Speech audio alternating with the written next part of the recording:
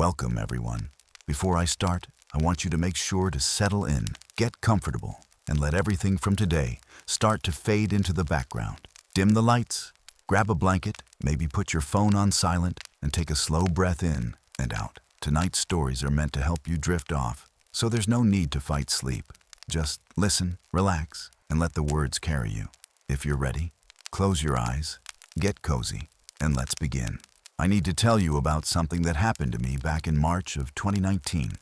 I was 29 years old at the time, living in a studio apartment in Portland, Oregon, and completely broke. My graphic design work had dried up after the agency I freelanced for suddenly closed, and I'd been scraping by on whatever odd jobs I could find for almost 3 months. My landlord had already warned me twice about late rent, and I was down to eating ramen and peanut butter sandwiches just to make it through each week. That's when I saw the job posting on Craigslist. It was for a night security position at something called the Brennan Archive Center, located about 40 minutes outside the city in a town I'd never heard of called Millbrook. The pay was decent, way better than anything else I'd been looking at, and the job description was simple. Walk through the building twice per shift, monitor the security cameras, and make sure nobody broke in. The listing said the archive housed old legal documents, property records, and historical materials that nobody really accessed anymore. But they needed someone there overnight for insurance purposes. I called the number in the posting that same afternoon. A woman with a tired voice answered and introduced herself as Mrs. Holbrook. She asked me a few basic questions about my availability and whether I had reliable transportation. When I said yes to both, she told me I could start the following Monday if I wanted the position. No interview, no background check, no references. Just show up at 10 p.m. and someone would train me for one night before I'd be on my own. It seemed too easy, but I wasn't in a position to be picky. I needed the money desperately, and honestly, sitting alone in a quiet building all night sounded perfect. No customers to deal with, no boss hovering over my shoulder, just me and whatever book or podcast I wanted to bring along. I told Mrs. Holbrook I'd take it, and she gave me the address, along with instructions to park in the back lot and use the rear entrance. That first Monday night, I drove out to Millbrook just as the sun was setting. The town itself was tiny, maybe a few hundred people, with a main street that consisted of a gas station, a diner that looked closed, and a handful of old houses with peeling paint. The archive building sat at the end of a narrow road about a mile past the last house, surrounded by dense woods on 3 sides. It was a large, rectangular structure made of dark red brick that looked like it had been built sometime in the 50s or 60s. The windows were narrow and high up on the walls, and the whole place had this institutional, unwelcoming feel to it. I parked in the empty lot behind the building and walked up to the metal door marked with a faded Employees Only sign. Before I could knock, the door swung open, and a man in his 60s stepped out. He was short and heavyset, with wire-rimmed glasses and a thin gray mustache.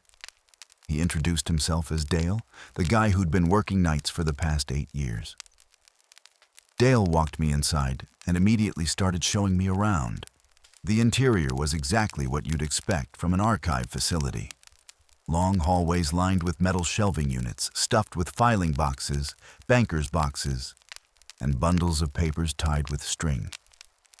The air smelled like old paper, dust, and something faintly chemical, maybe from whatever preservation methods they used. Fluorescent lights buzzed overhead, and the floor was covered in scuffed linoleum tile that squeaked under our shoes. He showed me the small office near the back entrance where I'd spend most of my time. It had a desk, an ancient desktop computer, a coffee maker that looked older than me, and a wall of monitors showing feeds from security cameras positioned throughout the building. Dale explained that I needed to do a full walkthrough at midnight and again at 4 a.m., checking that all the doors were locked and that nothing looked disturbed. The rest of the time, I could sit in the office and do whatever I wanted as long as I kept an eye on the monitors. The building had 3 floors. The ground floor held the oldest records, stuff from the late 1800s and early 1900s. The second floor was mid-century documents, and the third floor was more recent material from the 70s and 80s. Dale said most people assumed everything was digitized by now, but the county had never allocated funding for it. So thousands of boxes just sat here gathering dust. The only people who ever came during the day were occasional researchers or lawyers looking for property records, and even that was rare. As we walked through the ground floor, Dale kept talking about the routine, but something in his voice sounded off. He seemed nervous, or maybe just eager to leave. He walked quickly, barely letting me look at anything, and when we passed certain sections, he'd glance over his shoulder like he was checking for something. I asked him if everything was okay, and he just nodded and said he was ready to retire and spend time with his grandkids. We went up the stairs to the second floor, and that's when Dale gave me the first real piece of advice that made me uncomfortable. He said I should always keep the lights on when I did my walkthroughs, even though it seemed like a waste of electricity. When I asked why, he just shrugged and said it was easier to see if anything was out of place. The way he said it made me think there was more to it, but I didn't push. The second floor looked identical to the first, just rows and rows of shelving with boxes and files. There were a few small rooms along one wall that Dale said used to be offices back when the archive was more active. Now they were just used for overflow storage. We didn't go into any of them, and Dale didn't offer to show me what was inside. He just pointed them out and kept moving. When we got to the third floor, Dale stopped at the top of the staircase and turned to me. He said there was one section I should avoid during my walkthroughs, a corridor at the far east end of the floor. He claimed there were structural issues in that area, something about water damage and unstable flooring, and the county hadn't gotten around to fixing it yet. He told me to just skip it entirely and not worry about checking that part of the building. I asked if that was safe, leaving a whole section unchecked, and he insisted it was fine. He said nobody ever went back there anyway, and the doors were locked from the outside. If I saw anything unusual on the cameras, I should just note it in the log and call Mrs. Holbrook in the morning. Don't go investigate yourself. Just write it down and move on. That struck me as strange, but again, I didn't argue. I needed this job, and if skipping one hallway made things easier, I wasn't going to complain. Dale finished the tour by showing me where the restroom and break room were, and then we went back down to the office. He spent about 20 minutes going over the log sheets and how to fill them out, showing me which keys opened which doors and giving me the Wi-Fi password. By 11 p.m., Dale was ready to leave. He grabbed his jacket and lunchbox, shook my hand, and told me I'd do fine. Just stay in the office, do the walkthroughs, and don't overthink things. He said the building made a lot of noises at night because it was old, but that was normal. Pipes creaking, the heating system kicking on, that kind of thing. I thanked him and walked him to the back door, locking it behind him after he left. And just like that, I was alone. The first few hours were uneventful. I sat in the office, drank some of the burnt coffee Dale had left in the pot, and scrolled through my phone. The monitors showed empty hallways and still rows of shelving. Nothing moved except the occasional flicker of a fluorescent light. Around 11:30, I heard a low humming sound that I figured was the heating system Dale had mentioned. It lasted for maybe 10 minutes and then stopped. At midnight, I grabbed the flashlight and keys from the desk and started my first walkthrough. The building felt different at night, colder and more hollow. My footsteps echoed as I moved down the ground floor hallway, checking doors and glancing at the endless shelves of documents. Everything looked secure. I found myself moving quickly, not because I was scared, but because the place just felt oppressive. The fluorescent lights buzzed loudly overhead, and the smell of old papers seemed even stronger than before. I went up to the second floor and did the same thing, checking doors and making sure nothing looked out of place. When I reached the third floor, I remembered Dale's warning about the east corridor. I could see the entrance to it at the far end of the hallway, a dark opening where the lights seemed dimmer. I stood there for a moment, debating whether to check it anyway, but ultimately decided to follow Dale's advice.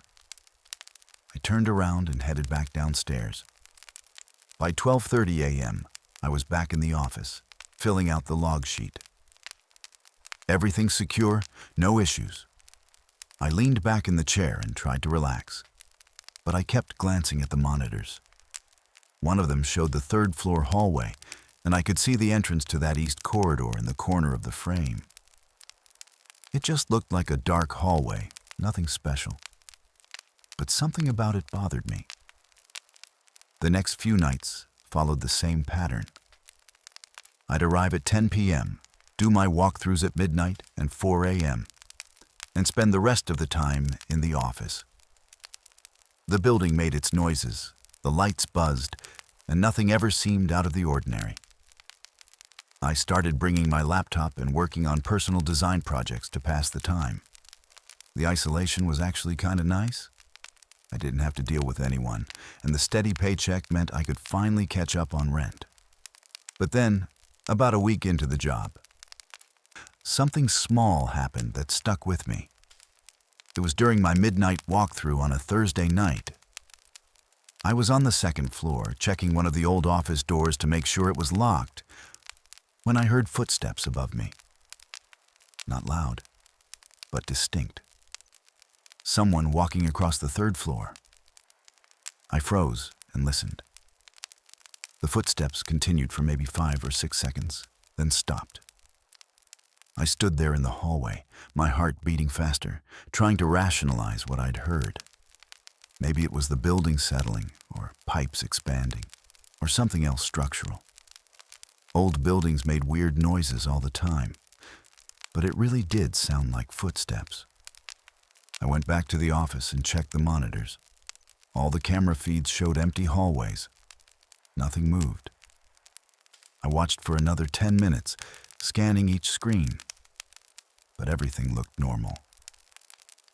I wrote a note in the log about hearing unusual sounds and decided not to mention it to Mrs. Holbrook unless it happened again. It happened again 2 nights later. This time I was on the ground floor, near the front entrance, when I heard it. Footsteps on the second floor, directly above my head. Slow, deliberate steps, like someone walking carefully through the aisles. I didn't move. I just stood there and listened as the sound traveled from one end of the ceiling to the other, then faded. I pulled out my phone and checked the time. 12:17 a.m.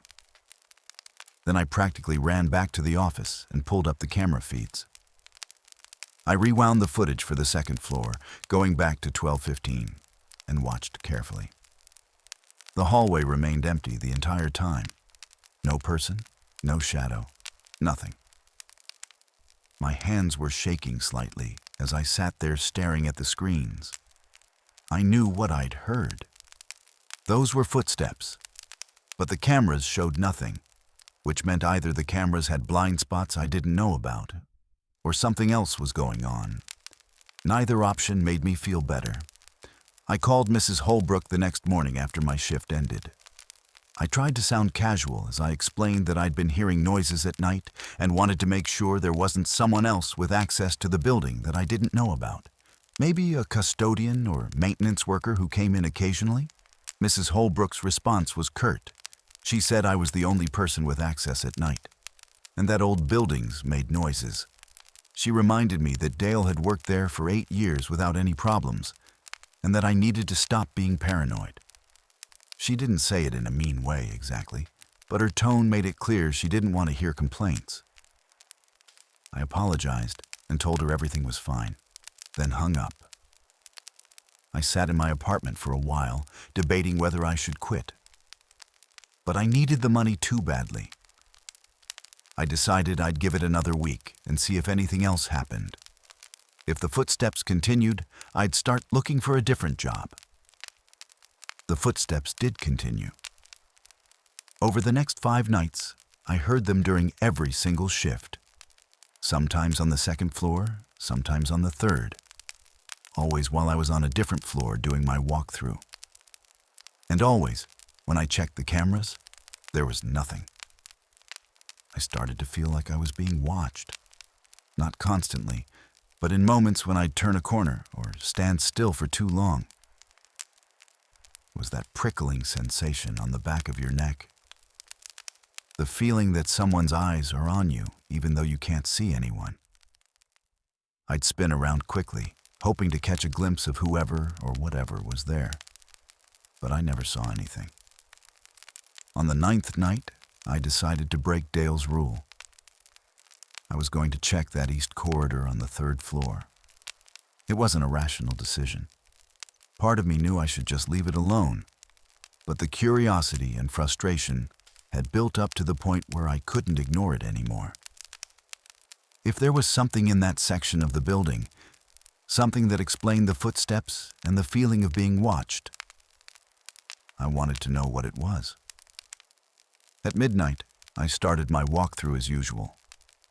But this time when I reached the 3rd floor, I didn't turn back. I walked straight toward the east corridor. Flashlight in hand, my pulse quickening with each step. The entrance to the corridor was darker than the rest of the floor, and as I got closer, I realized why. The lights in that section were off. I reached for the switch on the wall and flipped it up, but nothing happened. I tried it a few more times, flicking it up and down, but the hallway remained dark. I stood at the threshold and shined my flashlight down the corridor. It stretched about 50 feet before ending at a metal door. The walls were lined with the same shelving units as the rest of the building, but these looked older and more neglected. Some of the boxes had partially collapsed, and I could see papers scattered on the floor. The air felt different here. Colder, heavier, like the ventilation system didn't reach this part of the building. I took a step forward, and my shoe crunched on something. I looked down and saw shattered glass on the floor, probably from one of the fluorescent light fixtures overhead. I moved slowly down the corridor, sweeping my flashlight back and forth. Nothing seemed particularly unusual, just old boxes and dusty shelves. But the feeling of being watched intensified with every step. My skin prickled, and my breathing got shallow. I wanted to turn around and leave, but I forced myself to keep going until I reached the metal door at the end. The door had a small window at eye level, covered with wire mesh. I leaned forward and tried to look through it, but the glass was too dirty to see anything clearly. I could make out vague shapes on the other side, maybe more shelving or equipment, but nothing distinct. I tried the handle, locked, just like Dale had said. I pulled out the key ring he'd given me and started trying different keys, but none of them fit. After the 5th or 6th attempt, I gave up and stepped back. That's when I heard it. A sound from the other side of the door. Not footsteps this time, but something else. A low scraping noise, like something heavy being dragged across the floor. My breath caught in my throat. I pressed my ear against the door and listened. The scraping continued for a few seconds, then stopped. Then it started again, closer this time. I backed away from the door, my heart hammering. Every instinct in my body screamed at me to run, but I couldn't move.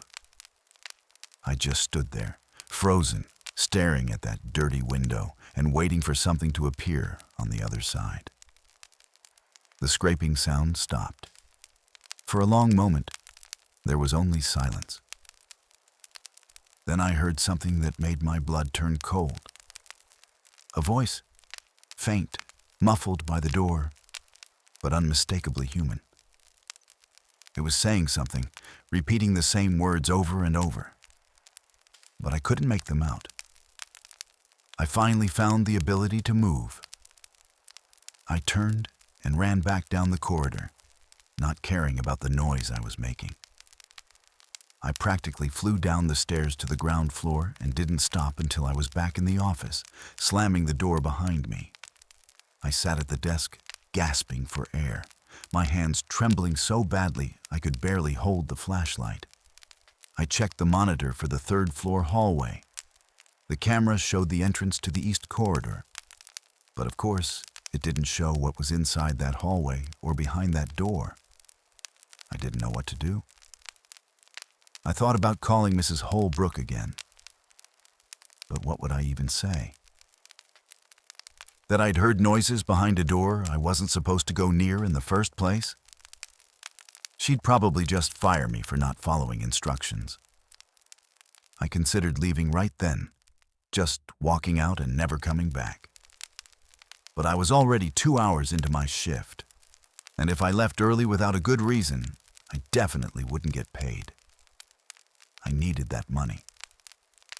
My rent was due in less than a week. So I stayed. I sat in that office for the rest of the night, watching the monitors and jumping at every small sound. I didn't do my 4 a.m. walkthrough. I just stayed put, counting down the minutes until 6 a.m. when I could finally leave. When my shift ended, I drove home in a daze.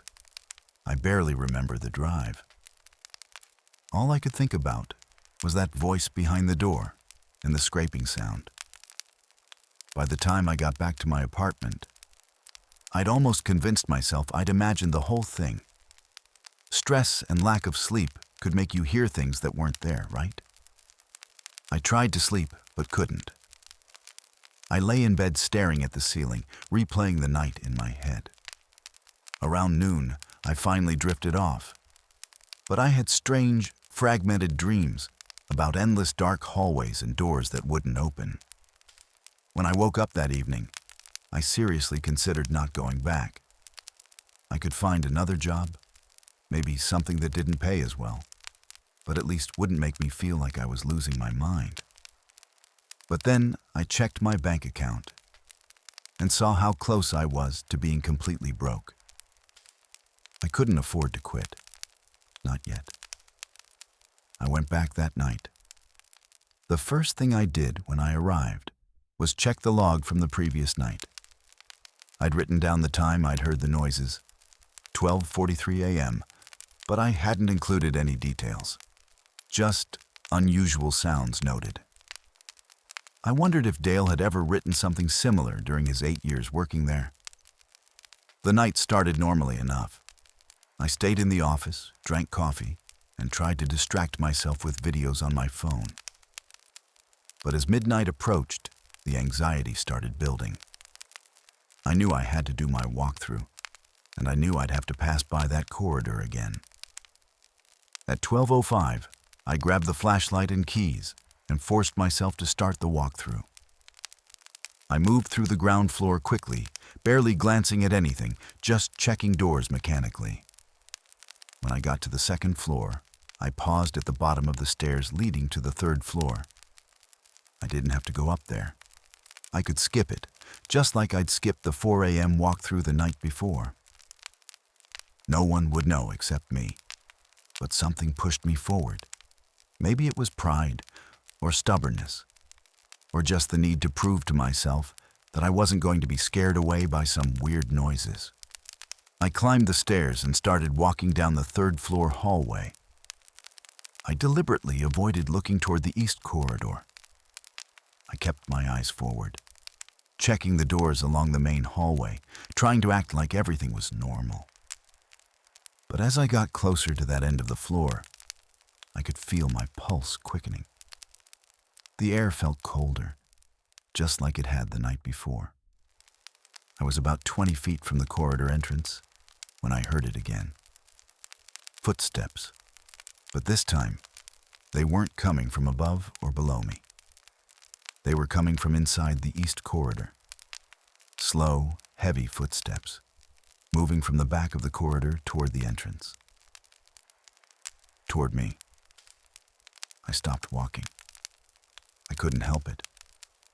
I just stood there in the middle of the hallway, listening as the footsteps got closer and closer. They reached the entrance of the corridor and then stopped. For several seconds, there was complete silence. I held my breath, waiting. Then I heard something that made my skin crawl. A long, slow, creaking sound, like someone pushing on a door that hadn't been opened in years. I didn't wait to see what would happen next. I turned and ran back toward the stairs, my footsteps echoing loudly in the empty building. I took the stairs 2 at a time and didn't stop running until I was back in the office with the door locked. My chest heaved as I tried to catch my breath. I looked at the monitors, focusing on the 3rd floor feed. The entrance to the east corridor was visible in the corner of the screen, but I couldn't see inside it. The hallway itself appeared empty. I sat there for the next 4 hours, not moving from the office. I didn't do another walkthrough. I didn't even go to the bathroom. I just watched the monitors and waited for 6 a.m. to arrive. Nothing appeared on the cameras. No figure walking through the hallways, no doors opening, nothing. But I could still hear sounds occasionally, distant thumps and scrapes that came from different parts of the building. Each time I heard something, I checked the relevant camera feed, and each time there was nothing. The sun was starting to rise when I finally left that morning. The building looked different in the early daylight, less threatening somehow. As I walked to my car, I noticed something I hadn't seen before. Near the edge of the back parking lot, partially hidden by overgrown bushes, was a small memorial marker. I walked over to it and read the inscription. It was a plaque dedicated to someone named Thomas Brennan, 1921 to 1987. Below his name it said, "In memory of a dedicated public servant who gave his life to preserving our history." There was no other information, just those words and the dates. I stood there for a moment, staring at the plaque. The archive was called the Brennan Archive Center. Was this the same person? Had he died here? The phrase, "gave his life," struck me as odd. It could just be figurative, meaning he devoted his career to the work. But something about it felt more literal. I took a photo of the plaque with my phone and then got in my car and drove home. As soon as I got back to my apartment, I opened my laptop and started searching for information about Thomas Brennan and the archive building. It took some digging, but I eventually found a few old newspaper articles from the late 80s. One of them, from November 1987, had a headline that read, "Local archivist found dead in County Records Building." The article was brief, maybe 4 paragraphs, but it told me what I needed to know. Thomas Brennan had been the head archivist at the facility for over 30 years. He'd been found dead in his office on a Monday morning by a colleague. The cause of death was listed as a heart attack, though the article mentioned that he'd been working unusually long hours in the weeks before his death, often staying overnight to organize a large backlog of documents.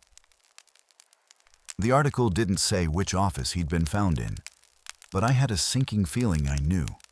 There was only one office in the building that was currently being used, and that was the one I sat in every night. I found another article from a few months later about the county deciding to rename the facility in Brennan's honor. It mentioned that he'd been a private, dedicated man who rarely took time off and had no immediate family. His life had been his work, and his death, while tragic, had come while he was doing what he loved. I closed the laptop and sat back, trying to process what I'd learned. A man had died in this building almost 40 years ago, possibly in the same room where I spent my nights. Was that what I was experiencing? Some kind of residual haunting? The footsteps, the sounds, The voice behind the door? I didn't believe in ghosts, or at least I hadn't before. But I couldn't explain what I'd been hearing any other way. The cameras showed nothing, which meant either the building had a serious rat problem that somehow sounded exactly like human footsteps, or something paranormal was happening.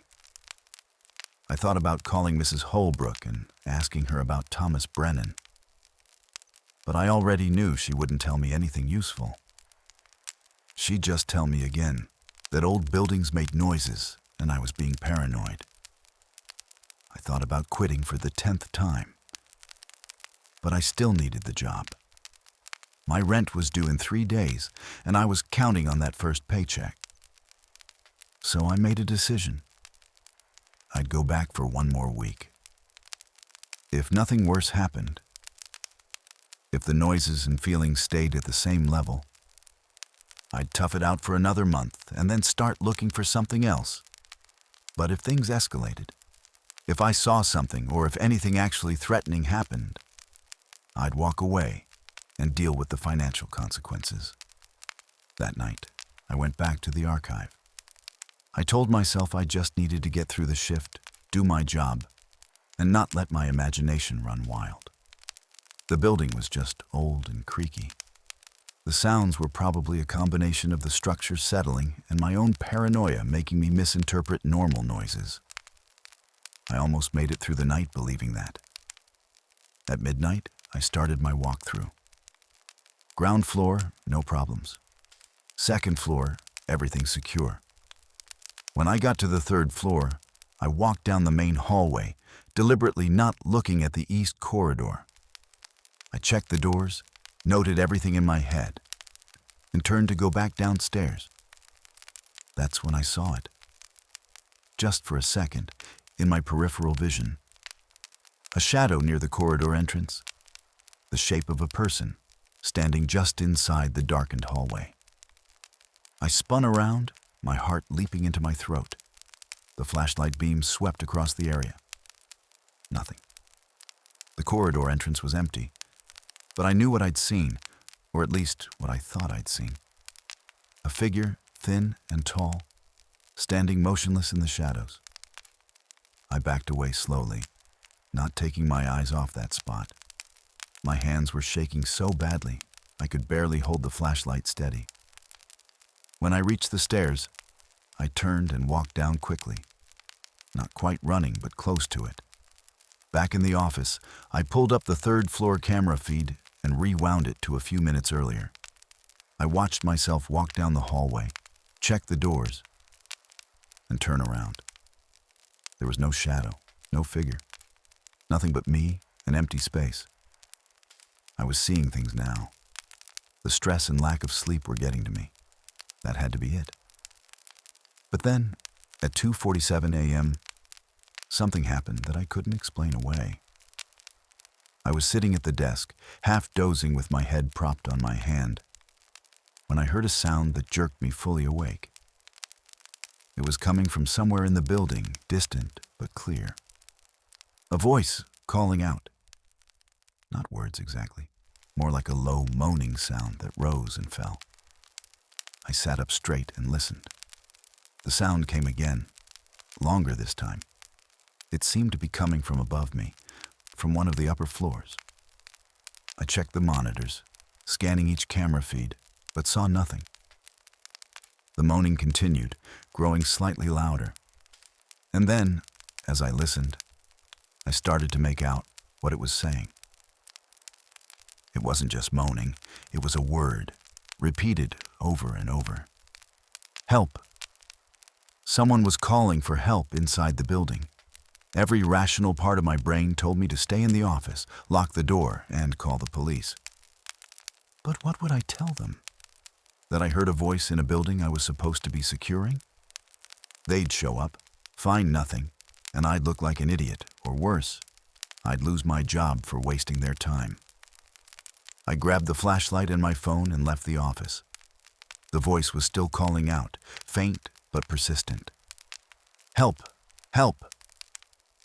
I moved through the ground floor hallway, trying to pinpoint where it was coming from. It seemed to be directly above me, which meant second floor. I climbed the stairs and paused at the second floor landing. The voice was clearer now, and it was definitely coming from somewhere on this level. I walked down the hallway slowly, listening carefully. The voice seemed to be coming from one of the old offices along the wall. I stopped outside the first office door and tried the handle. Locked. The voice wasn't coming from there anyway. I moved to the second door, then the third. At the fourth door, I stopped. The voice was coming from inside this room. I tried the handle. Also locked. I pulled out the key ring and started trying keys. The third one fit, and the lock clicked open. I pushed the door slowly, the hinges creaking. The office was small, maybe 10 by 12 feet, filled with stacks of boxes and old filing cabinets. There was a small desk pushed against one wall, covered in dust and papers. And in the corner of the room, I saw something that made my blood run cold. A figure, crouched down with its back to me.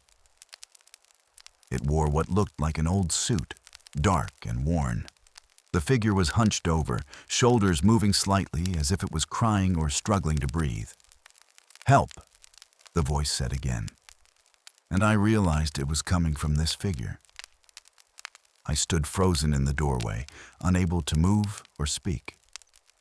The figure slowly began to turn around, its movements jerky and unnatural. I caught a glimpse of pale skin and hollow eyes before my survival instinct finally kicked in.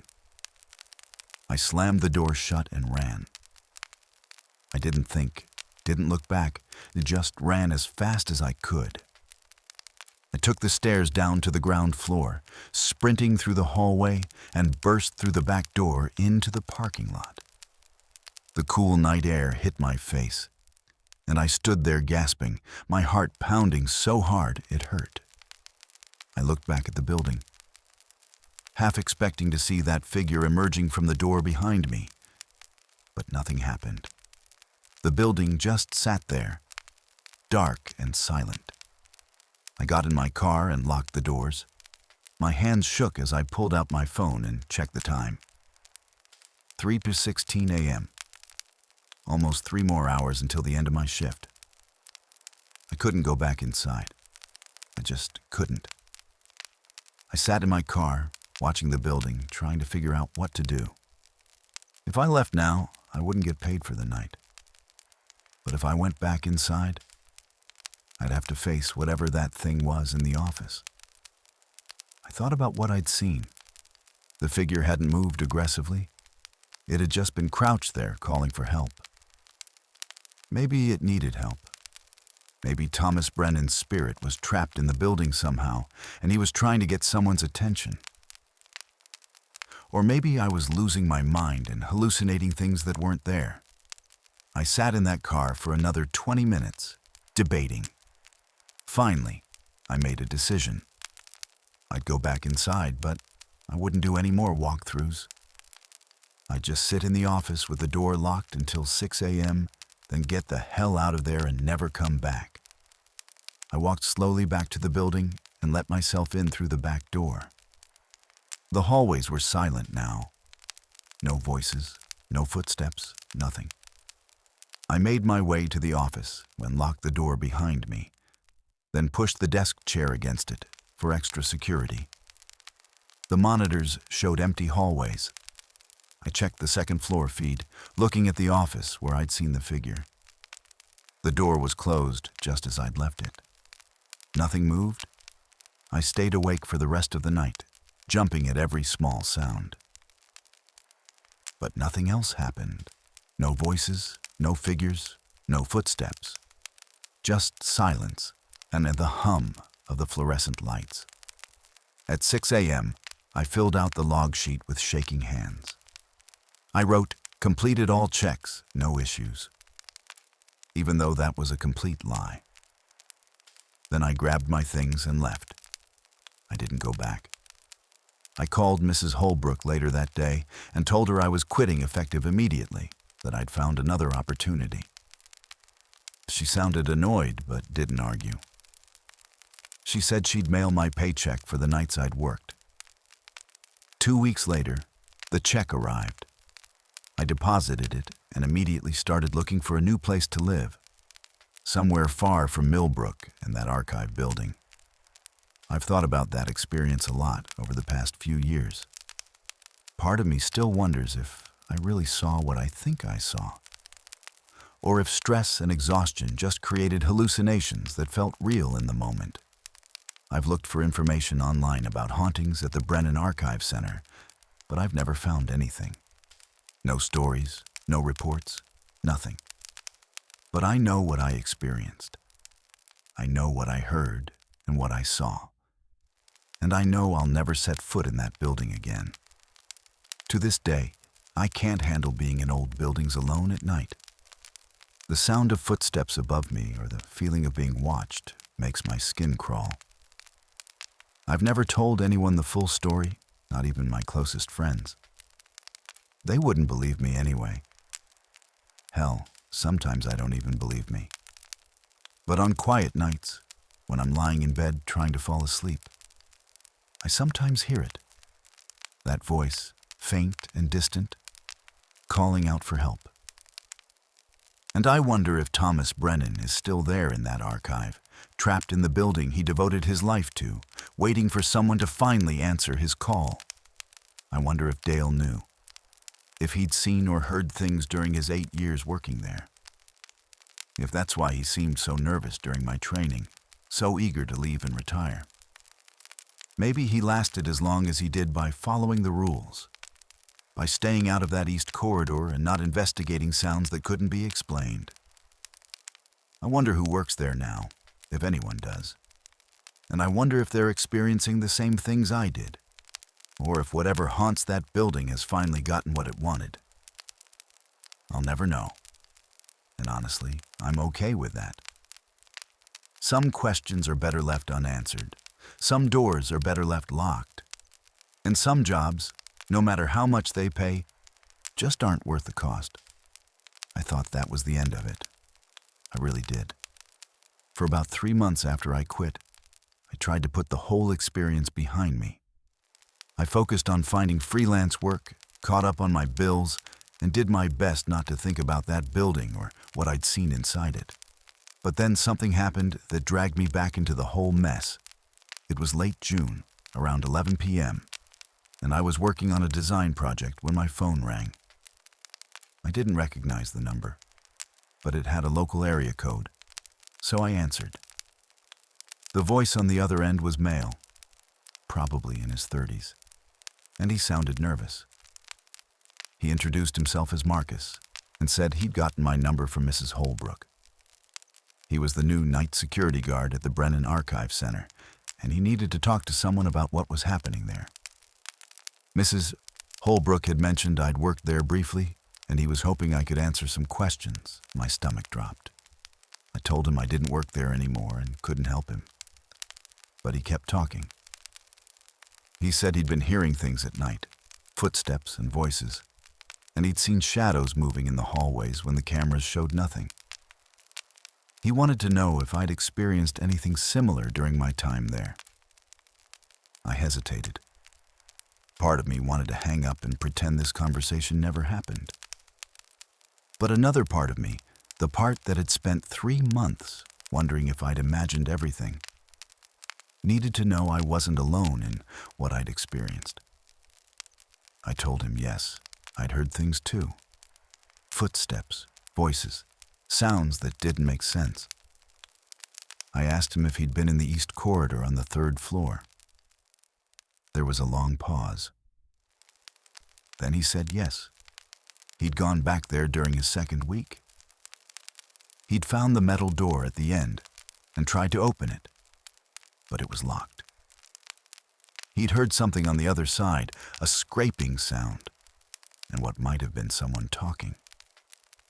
I felt a chill run down my spine. It was exactly what I'd experienced. I asked him if he'd seen anything, and he said not yet, but he felt like he was being watched all the time. He wanted to quit, but needed the money. just like I had. I told him to get out, to quit immediately and find another job, any other job, because whatever was in that building wasn't worth the risk. He asked me what I thought it was, and I told him the truth. I didn't know. Maybe a ghost, maybe something else. But it wasn't normal, and it wasn't safe. Marcus thanked me and said he'd think about it. He asked if I'd be willing to meet him at a coffee shop sometime to talk more about it, and I said maybe. He gave me his number and told me to call if I remembered anything else that might help him understand what was going on. After we hung up, I sat there staring at my phone. Hearing someone else describe the same experiences I'd had was both validating and terrifying. It meant I hadn't imagined it. Something was really happening in that building. Something that multiple people had encountered. I couldn't sleep that night. I kept thinking about Marcus, wondering if he was at the archive right now, walking through those dark hallways, hearing the same footsteps I'd heard. I wondered if he'd end up seeing what I'd seen in that office. The figure crouched in the corner calling for help. Around 3 a.m., I made a decision. I was going to do some real research into the building's history. Not just a quick Google search like I'd done before, but actual digging. If there was something haunting that place, there had to be a reason. Maybe Thomas Brennan's death wasn't as straightforward as the newspaper articles suggested. Maybe something else had happened there. The next morning, I drove to the county records office in the main administrative building downtown. I explained to the clerk that I was doing research on the Brennan Archive Center for a personal project, and I wanted to access any public records related to the building's history. She directed me to a computer terminal where I could search the database. I spent the next 4 hours going through documents, property records, incident reports, and old administrative memos. Most of it was boring bureaucratic stuff. But eventually, I found something interesting.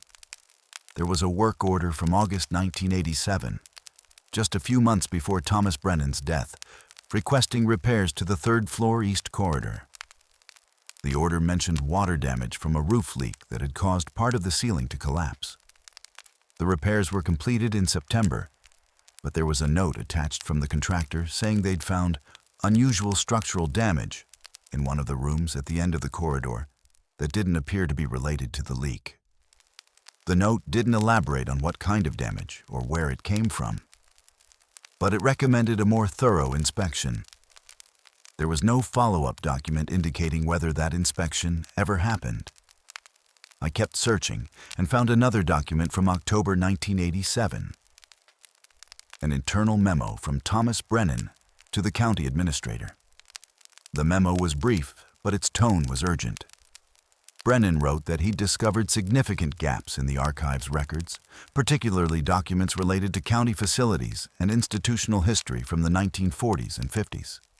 He suspected the gaps were intentional, that someone had removed materials at some point, and he was requesting authorization to investigate further. The response from the county administrator was dismissive. It stated that records from that era were often incomplete due to poor archival practices at the time, and that Brennan should focus on his current responsibilities rather than trying to reconstruct gaps from decades ago.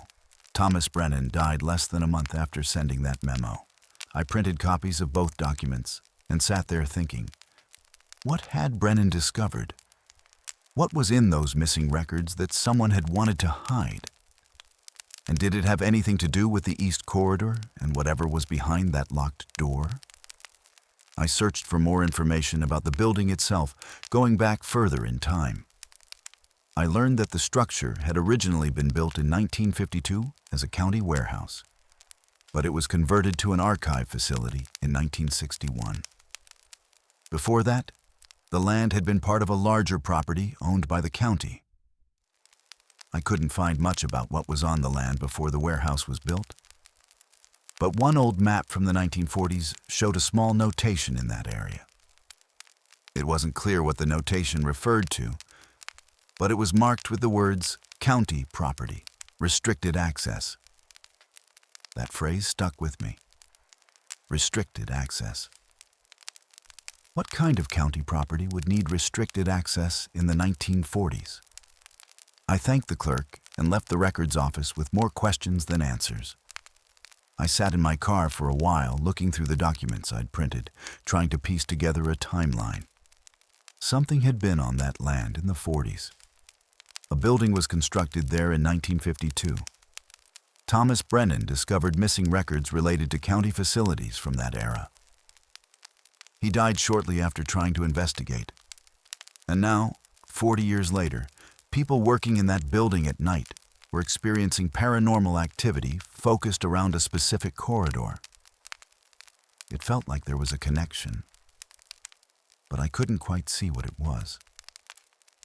I decided to visit the local library and look through their historical archives. If there was anything in old newspapers or county records about what had been on that property, the library might have it. The librarian in the local history section was an older woman named Helen, who seemed excited to have someone interested in the area's past. I told her I was researching the property where the Brennan Archive Center now stood, and I was trying to find information about what was there before the building was constructed in 1952. Helen's expression changed slightly when I mentioned the location. She asked me why I was interested, and I gave her a vague answer about historical curiosity. She studied me for a moment, then nodded and led me to a section of filing cabinets containing old newspaper clippings and photographs. She pulled out a folder labeled County Facilities 1940-1960 and handed it to me. She said I might find what I was looking for in there, but she warned me that some of the history wasn't pleasant. I thanked her and took the folder to a table. Inside were dozens of newspaper clippings, most of them yellowed and fragile. I carefully went through them, scanning headlines and articles. Most were about the construction of schools, the expansion of the courthouse, routine administrative matters. But near the back of the folder, I found something that made my breath catch. It was a small article from March 1949, barely 3 paragraphs long. The headline read, "County Facility Expansion Approved Despite Concerns."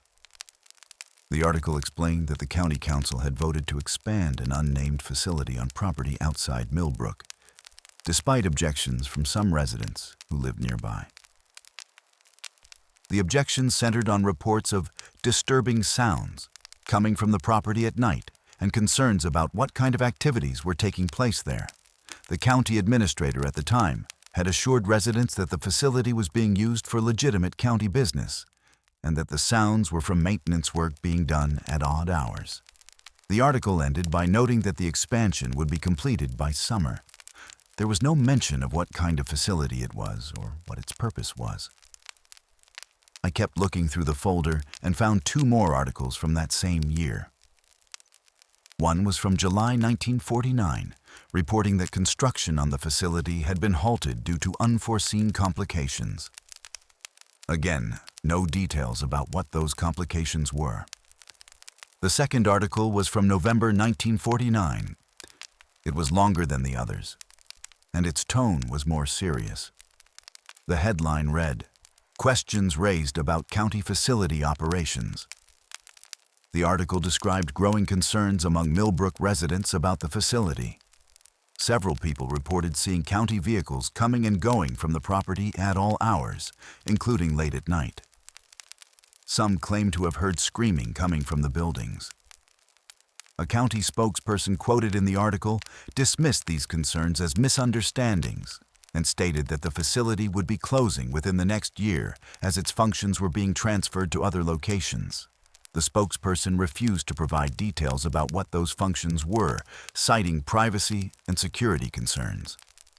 I sat back in my chair, my mind racing. A county facility with restricted access, unexplained sounds, and screaming. Sudden closure. What the hell had been there? I kept searching through the folder, but didn't find any other articles about the facility. It was like after that November 1949 article, the whole thing just disappeared from public record. The next mention of that property was the 1952 announcement about the warehouse construction. I took photos of the articles with my phone and returned the folder to Helen. I asked her if she knew anything else about the facility mentioned in those clippings. But she shook her head. She said that period of the county's history wasn't well documented, and a lot of records from that era had been lost or destroyed over the years. She did say one thing that stuck with me, though. She mentioned that her mother, who'd lived in Millbrook her whole life, had once told her that there were places near town that people just didn't talk about. Places where bad things had happened and everyone agreed it was better to let the past stay buried. I asked if her mother had ever mentioned what those bad things were. But Helen said no. Her mother had refused to discuss it, even when Helen pressed her about it years later. Some secrets, her mother had said, were meant to stay secret. I thanked Helen and left the library feeling unsettled. I had more pieces of the puzzle now, but they weren't forming a clear picture. Just a sense that something dark had happened on that property in the late 40s, something the county had wanted to keep quiet. I thought about calling Marcus to tell him what I'd learned, but I wasn't sure what good it would do.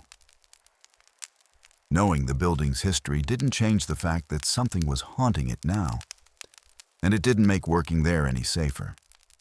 Instead, I spent the next few days trying to find more information online. I searched for records about county facilities in Oregon during the 1940s, looking for anything that might match what I'd read. I found references to various administrative buildings, storage facilities, even a county farm, but nothing that sounded like what had been in Millbrook. Then I found something that made me stop cold.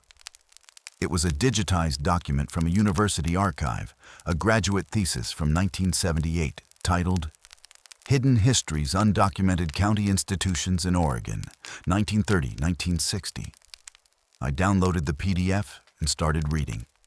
The thesis was about small, unofficial institutions that various counties had operated during that period, facilities that weren't part of the official public record. The author had interviewed former county employees and residents to piece together information about these places. One section focused on Multnomah County, where Millbrook was located. The author described a facility that had operated from approximately 1947 to 1950 on property outside a small town, the name of which was redacted in the document. The facility had been used to house people the county deemed mentally unfit or socially problematic, but it operated without proper oversight or documentation. According to interviews, conditions at the facility had been poor. People were kept there against their will, often without their families knowing where they were. Some had been committed for minor behavioral issues, others for being what society at the time considered deviant or undesirable. The thesis mentioned reports of abuse, neglect, and at least one suspicious death.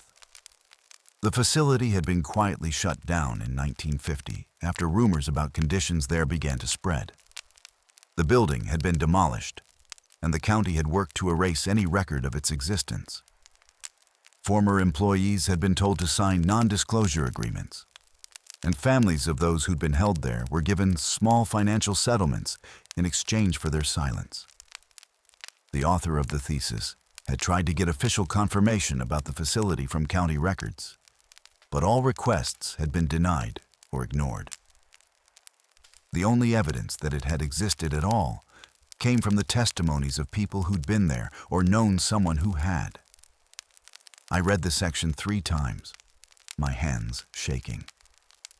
This had to be what had been on that property. This was the county facility from the newspaper articles. And if the building had been demolished in 1950, that meant the warehouse constructed in 1952 had been built directly on top of where the facility had stood. I thought about Thomas Brennan discovering gaps in the records from that era. He must have realized something had been hidden. And maybe, in his investigation, he'd found out what it was. Maybe that's what had gotten him killed. Or maybe I was jumping to conclusions. The articles had said he died of a heart attack. But he'd been working long hours, staying overnight at the archive right before his death. What had he been doing during those nights? What had he found? I needed to know more. I needed to see what was behind that locked door in the east corridor. Because I was becoming convinced that whatever was haunting the archive wasn't just Thomas Brennan. It was something older, something connected to the facility that had been there before, something that had been trapped when the building was demolished and the new structure was built on top of it. I called Marcus. He answered on the third ring, his voice tired. I asked him how things were going at the archive, and he let out a long sigh. He said it was getting worse. The sounds were happening every night now, and he'd started seeing things. Shadows that moved when they shouldn't. Doors that he'd locked being found open. And once, just once, he'd seen a face looking at him through the window of one of the second-floor offices. He said he'd given his notice to Mrs. Holbrook, but she'd convinced him to stay for 2 more weeks while she found a replacement. He didn't want to, but he couldn't afford to just walk out without having another job lined up. I told him what I'd learned about the building's history. The facility that had been there before, the people who'd been held there, the suspicious circumstances around its closure. I told him I thought whatever was haunting the archive was connected to that past, and that we needed to find out what was behind the door in the east corridor. Marcus was quiet for a long moment. Then he asked if I was seriously suggesting we break into a locked room in the building to investigate a potential haunting. When he put it that way, it sounded insane. But I said yes, that's exactly what I was suggesting. Because people had been hurt in that place, possibly killed, and their suffering had never been acknowledged. If there were spirits trapped there, they deserved to be released, or at least understood. Marcus said he'd think about it and call me back. 2 days later, he called and said he was in. He'd been researching too, trying to find out more about the door and what might be behind it. He'd looked through the building's maintenance records and found that the room behind that door was listed as storage, restricted access, and hadn't been opened since at least 1995, according to the logs. He said the key to that door wasn't on the regular key ring, but he knew Mrs. Holbrook kept a master set of keys in her office at the county building. He thought he could get access to them if we went during business hours, and he pretended he needed to pick up supplies. We made a plan. The following Tuesday, Marcus would get the key, and that night, we'd meet at the archive and open that door together. I told him we should bring flashlights, cameras to document what we found. Maybe some kind of protection. He asked what kind of protection, and I admitted I had no idea. Salt? Holy water? I'd never dealt with anything paranormal before. Neither had he. In the end, we decided to just bring flashlights and our phones to record video. If something attacked us, we'd run. That was our entire plan. Tuesday came faster than I expected. I spent the day anxious and distracted, second-guessing the decision to go back to that building. But I'd committed to it, and Marcus was counting on me. Besides, I needed to know. I needed to understand what had been happening there. I arrived at the archive parking lot at 10:30 p.m. Marcus's car was already there. I parked next to him and got out. The building looked the same as I remembered, dark and imposing against the night sky. The memory of running out of that second-floor office came back to me, and I had to take a few deep breaths to steady myself. Marcus walked over. He looked exhausted, with dark circles under his eyes. He held up a single brass key and said he'd gotten it from Mrs. Holbrook's office that afternoon. She'd been in a meeting, and he'd slipped in and grabbed it from the key cabinet. He'd make a copy and return it tomorrow before she noticed it was missing. We went inside through the back entrance. The building was just as cold and oppressive as I remembered. The fluorescent lights buzzed overhead as we made our way to the stairs. Neither of us said much. I think we were both trying to stay calm and not think too hard about what we were about to do. When we reached the third floor, I felt that same heavy feeling in the air that I'd experienced before. Marcus noticed it too.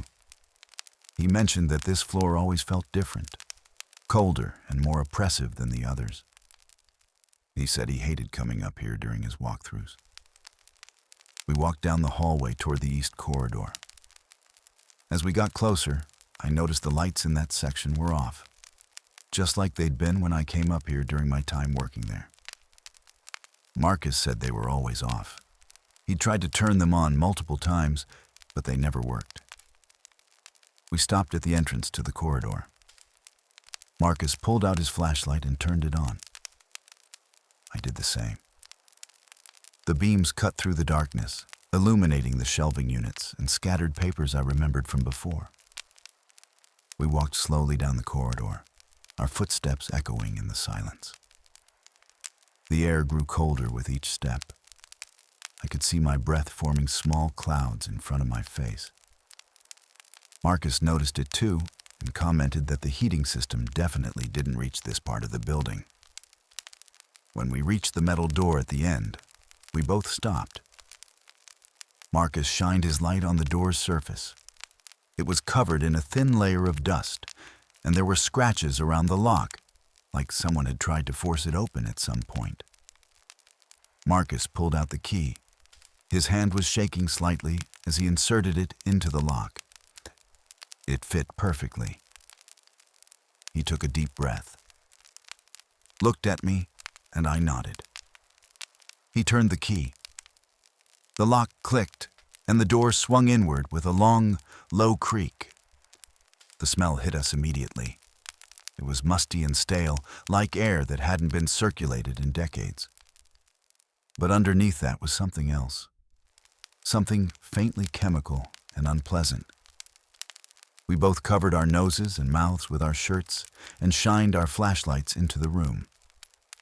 It was larger than I'd expected, maybe 20 by 30 feet. The walls were made of old concrete blocks, and the floor was bare concrete as well. But what caught my attention immediately were the markings on the walls. Scratches, hundreds of them, covering almost every surface. Some were deep gouges, others were lighter, but they were everywhere. They looked like they'd been made by fingernails, desperate clawing at the walls. Marcus whispered something I couldn't make out. He stepped into the room, and I followed. In the center of the floor were the remains of several pieces of furniture. An old metal bed frame, rusted and collapsed. A chair with a broken back. And scattered around these were personal items. A hairbrush, a pair of shoes, scraps of fabric that might have been clothing. On the far wall, someone had scratched words into the concrete. I walked closer to read them. "Help us. Let me out. Why?" And names. So many names. Sarah, Michael, Catherine, Thomas, Robert. The list went on, covering several feet of wall space. Marcus was filming everything with his phone. He said we needed to document this, that someone needed to know what was in here. I agreed and started taking photos as well. That's when we heard it, a sound from the doorway.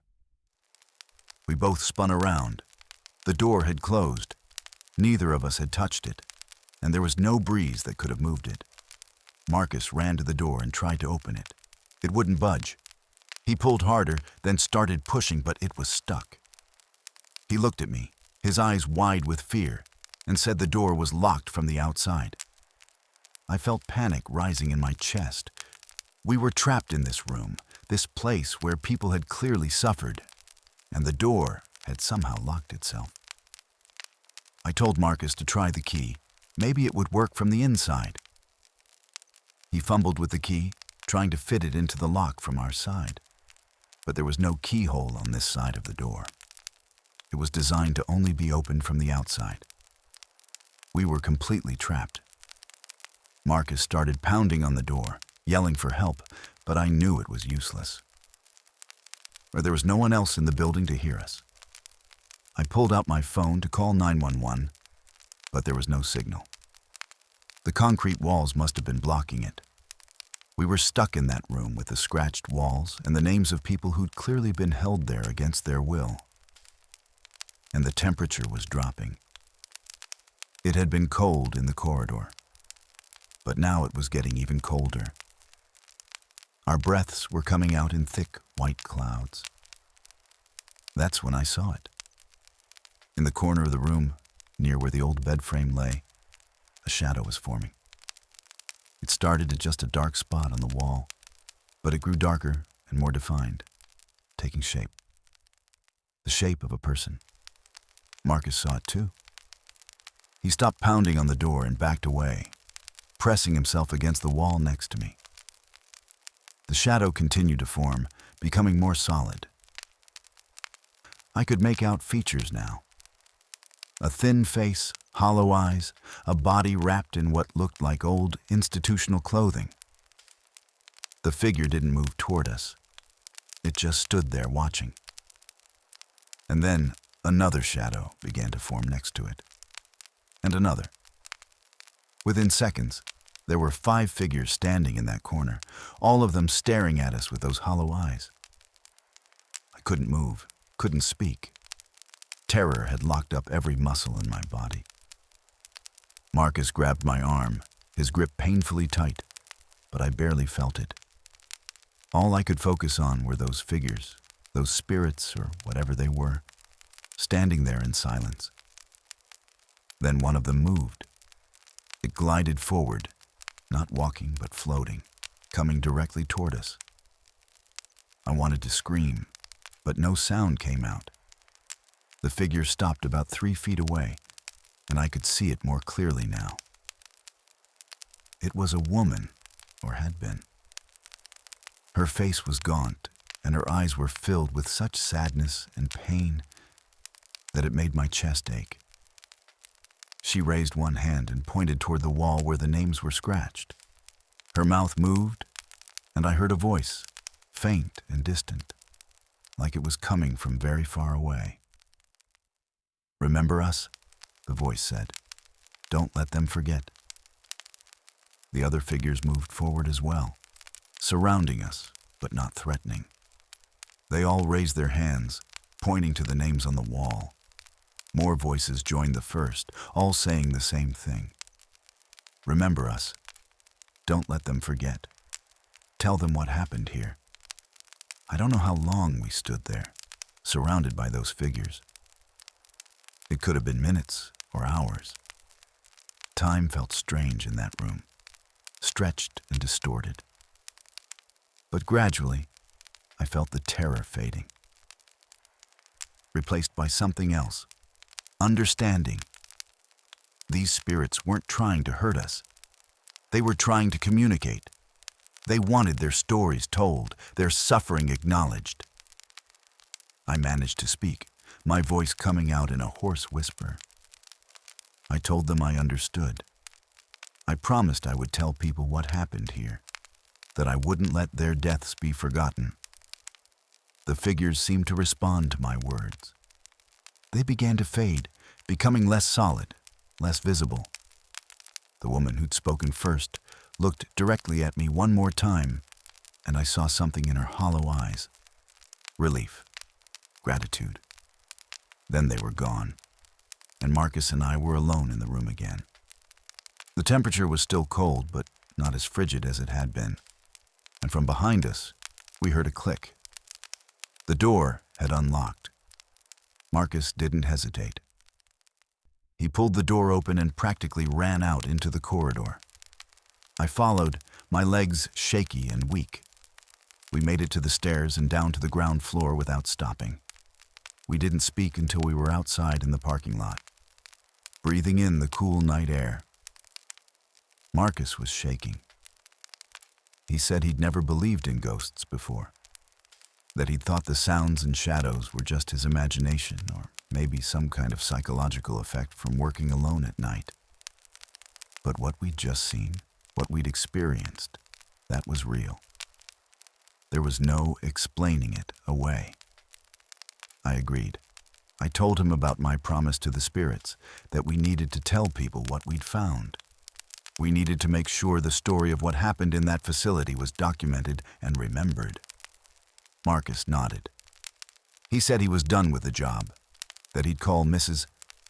Holbrook in the morning and quit. He didn't care about the 2 weeks' notice. He was never setting foot in that building again.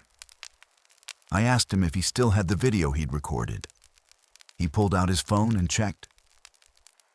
The video was there, showing the scratched walls, the names, the personal items. It had stopped recording right before the figures appeared. But what it did capture was enough to show that room had been used to hold people. We agreed to meet the next day and decide what to do with the evidence.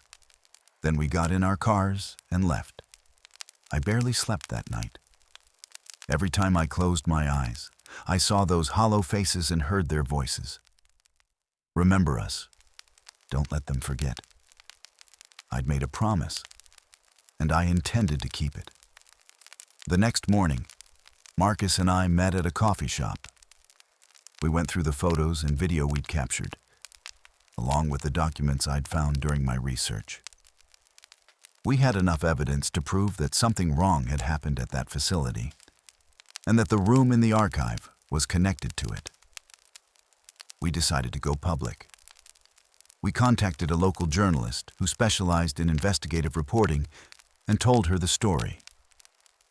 She was skeptical at first, but when we showed her the evidence and she saw the video of that room, she agreed to look into it. Over the next few months, she did extensive research, interviewing former county employees, finding family members of people who'd been held at the facility, and digging through every available record. She published a series of articles exposing the existence of the facility and the county's efforts to hide its history. The articles caused a significant public reaction. People were outraged that such a place had existed and that the county had covered it up for decades. There were calls for an official investigation and for the county to acknowledge what had happened and apologize to the families of those who'd suffered there. The county initially denied everything, but as more evidence came to light and more people came forward with their stories, they were forced to admit the truth. They issued a formal apology and announced that they would be installing a memorial at the site of the former facility. The Brennan Archive Center was closed permanently. The county decided the building was too connected to the dark history of the site and that it would be demolished. Before that happened, though, a team of researchers was allowed to document the room Marcus and I had found, recording every scratch, every name, every piece of evidence of what had occurred there. I attended the demolition. It felt important to be there, to witness the end of that building. As I watched the walls come down, I felt a sense of closure. Those spirits could finally rest now. Their story had been told, their suffering acknowledged. The secrecy that had trapped them was broken. Marcus moved to another state shortly after everything became public. He said he needed a fresh start, somewhere far from any reminders of what we'd experienced. I understood. Part of me wanted to leave too, but I stayed. Someone needed to make sure the memorial was built, that the story continued to be told. The memorial was unveiled a year later. It's a simple stone wall with the names of all the people known to have been held at the facility carved into it, along with a plaque explaining what happened there. It's located on the property where the archive once stood, now an empty lot surrounded by trees. I visit it sometimes, usually late at night when no one else is around. I read the names and think about the people they represent, the lives that were stolen from them, the suffering they endured. And I remember those figures in the room, the way they looked at us with such desperate hope. To this day, I'm not entirely sure what we encountered that night. Were they really ghosts? Spirits trapped by the injustice of what happened to them? Or were they something else, some kind of psychic imprint left by intense suffering? I don't know. I don't think I'll ever know. But I do know that making their story public, ensuring they were remembered, felt like the right thing to do. It felt like honoring that promise I'd made in that cold, dark room. I never took another security job. The experience left me with a deep unease about working alone in isolated buildings at night. I still do graphic design work, freelancing from my apartment, and I'm okay with that. Some people might think I'm letting fear control my life, but I prefer to think of it as respecting what I learned. There are places in this world where bad things have happened, where suffering has soaked into the walls and floors, where the past refuses to stay buried. And sometimes, the only way to help those places heal is to drag their secrets into the light, no matter how painful or frightening that process might be. Marcus and I don't talk much anymore. I think we both need distance from what happened. But every once in a while, usually late at night, I'll get a text from him. Just a few words. Still remember. And I'll text back the same thing. Because that's what those spirits wanted. To be remembered. To have their story told. And as long as Marcus and I are alive, as long as that memorial stands, they will be. Sometimes I wonder about Thomas Brennan. About whether he discovered the same things we did. Whether he'd gone into that room and encountered those spirits. The timing of his death, so soon after he started investigating the missing records, has always seemed suspicious to me. I think he knew. I think he found out about the facility and what had happened there, and maybe he tried to expose it. And maybe that knowledge, that burden, was too much for him. Or maybe something else happened that night he died. Something the official reports didn't capture.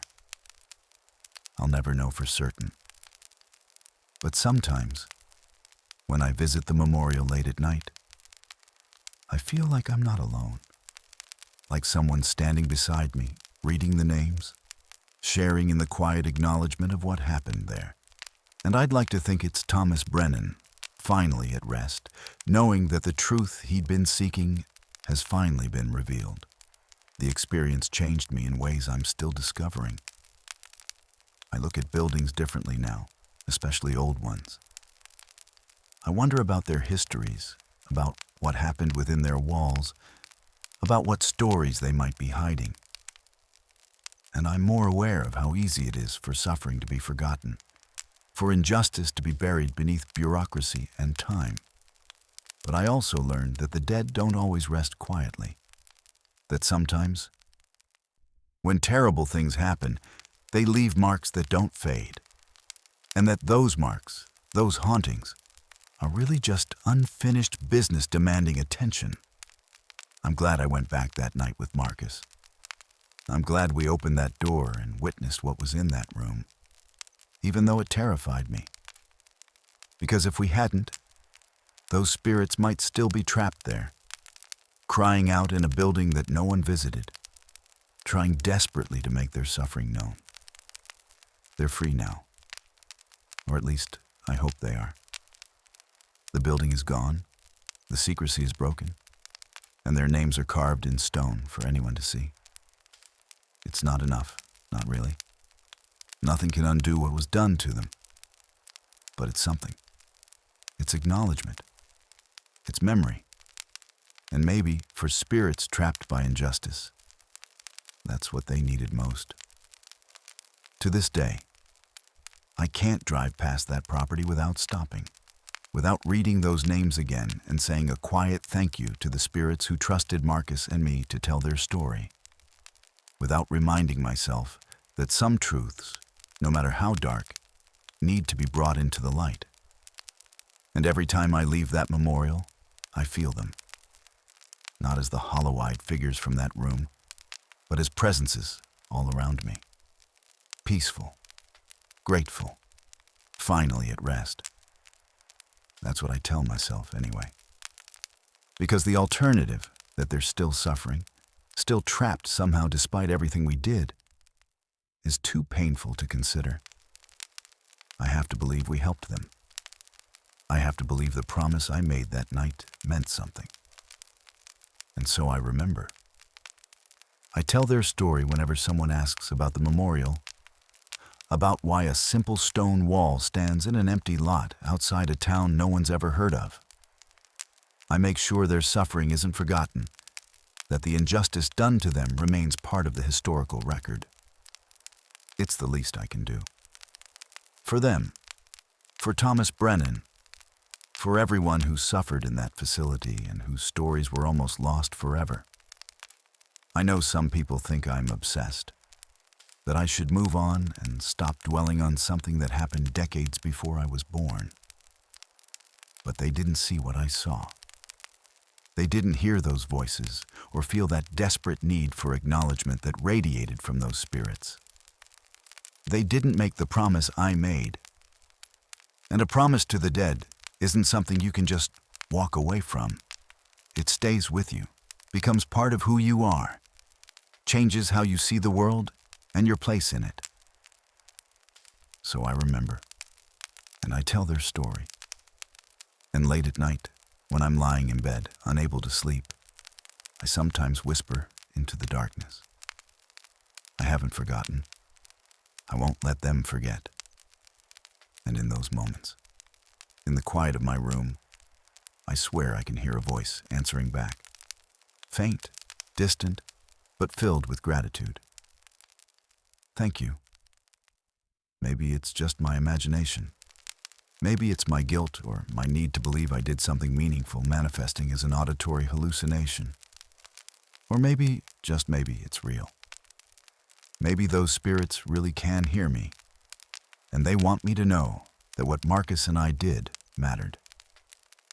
I choose to believe the latter. Because after everything I experienced, after seeing things that shouldn't exist and encountering the impossible, belief is all I have left. The world is stranger than we think. There are places where the past bleeds into the present, where suffering leaves scars that won't heal, where the dead refuse to be silenced. And sometimes, if you're unlucky or perhaps lucky enough, you'll stumble into one of those places and be forever changed by what you find there. I found mine in the Brennan Archive Center, in a locked room at the end of a dark corridor, surrounded by scratched walls and the echoes of long-dead voices. And though the building is gone and years have passed, I carry that place with me everywhere I go. It's not a burden, not exactly. It's more like a responsibility, a duty to ensure that what happened there is never forgotten, never buried again beneath layers of bureaucracy and willful ignorance. And that's a duty I'll carry for the rest of my life, because I made a promise.